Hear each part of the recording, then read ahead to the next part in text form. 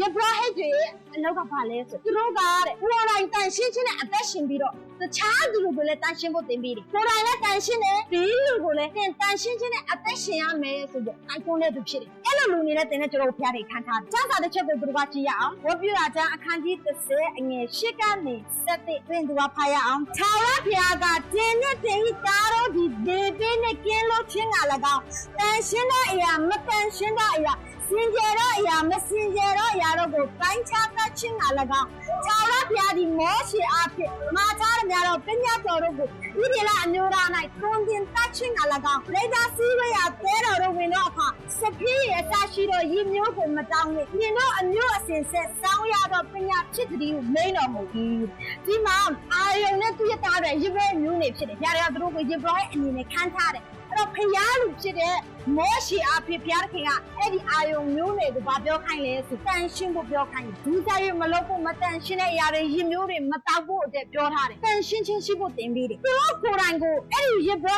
မျိုးဖြစ်တဲ့အာယုံမျိုးတွေကိုတင်ပေးအောင်မကားပဲအမှဗာပြောထားလဲဆိုကြီးဒီလာတားတော့နဲ့ပုံစံတတ်ချင်းမှလည်းတော့သူတို့ကိုယ်တိုင်ကပဲတန်ရှင်းဖို့မဟုတ်ဘူးကြီးဒီလာလူမျိုးတွေကိုပြန်တင်ခိုင်းတယ်အာယုံမျိုးနဲ့ရေဘဲမျိုးအဲ့တော့ရေဘဲတဲ့ဒီနေ့ကျွန်တော်ကတန်ရှင်းချင်းရှိရမယ်သင်ကိုယ်တိုင်တန်ရှင်းချင်းရှိပြီးတော့သင်မိသားစုကိုတန်ရှင်းဖို့သင်ပြရမယ်မတန်ရှင်းတဲ့နေရာဆိုမသွားနဲ့အဲ့နေရာဆိုမကောင်းဘူးအဲ့တော့မသွားနဲ့မတန်ရှင်းတဲ့အရာဖြစ်တဲ့မလုံးနဲ့တင်းတင်းကြပ်ကြပ်ဒီနေ့ကျွန်တော်မိသားစုကိုသင်ပေးဖို့သွားတာဖြစ်တယ်အဲ့ဒါကရေဘဲတွေအလုပ်ပြင်ပါပြောထားလဲဆိုသင်တို့အမျိုးအစဉ်စဉ်စောင်းရတော့ပညာဖြစ်တယ်လို့မိန်တော်မူသင်သားစုမြစ်ဆက်ကိုသင်ပေးရမှာတန်ရှင်းခြင်းအတ္တရှိဖို့တဲ့သားစုမြစ်ဆက်သင်ပေးရမှာမတရားတော့မိထုံးလို့မလုံးရဘူးကိုယ့်ရဲ့သားတွေကိုသင်ပေးရမှာပြီးရင်ရည်မျိုးအစပြည့်ရဲ့အစရှိတော့သဘောကပါလဲရည်မျိုးစားတဲ့အရာတွေအရက်တင်တာတွေမတောက်ရဘူးပြတ်သားစုမြစ်တော့သင်ပေးရမှာမသင်ပေးခင်အရင်ဆုံးပါလုံးရမလဲဆိုသင်ကိုယ်တိုင်ကအရှင်းရမှာသင်ကိုယ်တိုင်ကစံပြတယောက်အနေနဲ့မိသားစုမှာနေရမှာအဲ့တော့ကျွန်မအမြဲတမ်းဥစ္စာတိုင်းမှာကျွန်မအမြဲတမ်းပြောတယ်သင်ကပြည့်မိသားစုရဲ့ဖရားလူဖြစ်တယ်အဲ့ဒီအောင်လုံးဝမမေးနဲ့ပြည့်မိသားစုရဲ့ဖရားလူ